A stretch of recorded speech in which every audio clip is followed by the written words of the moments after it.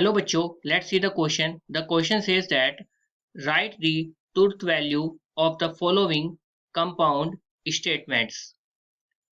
दिया गया है आपको 5 + 5 = 10 और 4 + 8 = 12.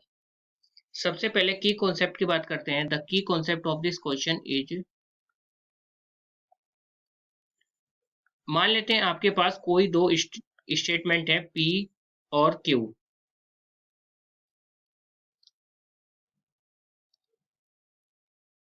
Let two statement P, Q.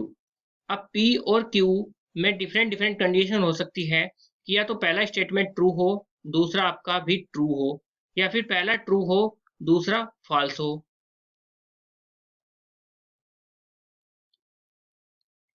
या फिर ये कंडीशन हो सकती है कि पहले वाला फॉल्स हो, दूसरा ट्रू हो, या फिर ये कंडीशन हो सकती है दोनों के दोनों फॉल्स हो. इसके अलावा कोई और कंडीशंस दो स्टेटमेंट के साथ नहीं हो सकती. अब इन दोनों के बीच में अगर मैं और कॉम्बिनेशन निकालना चाहूं तो और कॉम्बिनेशन को ऐसे डिनोट किया जाता है.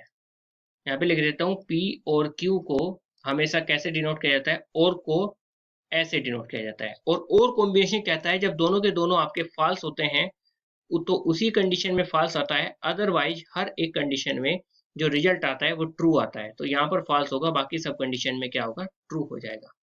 अब अपने क्वेश्चन के सॉल्यूशन की तरफ चलते हैं. क्वेश्चन में आपको यहाँ पर गिवन है कि दो स्टेटमेंट और उनके बीच में कॉम्बिनेशन किया गया है और से. गिवन है, पहले वाले को P मान लेते हैं, ये दिया गया है 5 + 5 = 10. सेकंड को Q मान लेते हैं, ये दिया गया है 4 + 8 = 12. अगर पहले वाले को देखो 5 और 5 10, तो ये आपका क्या है, 5 और 5 10 ही होता है, तो ये क्या है आपका ट्रू है. सेकंड को देखेंगे तो 4 + 8 = 12 और 8 और 4 तो 12 ही होते हैं, तो ये भी क्या है, ये भी ट्रू है. और क्या बोला है कि अगर दोनों कंडीशन ट्रू है आपकी, मान लेते हैं ये P और ये Q दोनों कंडीशन ट्रू है, तो आपका और कॉम्बिनेशन निकालना है.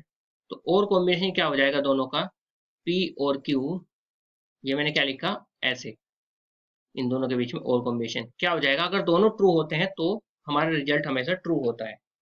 तो यानी कि हमारी जो तुर्त वैल्यू आ जाएगी वो कितनी आ जाएगी, तुर्त वैल्यू आपकी ट्रू आ जाएगी.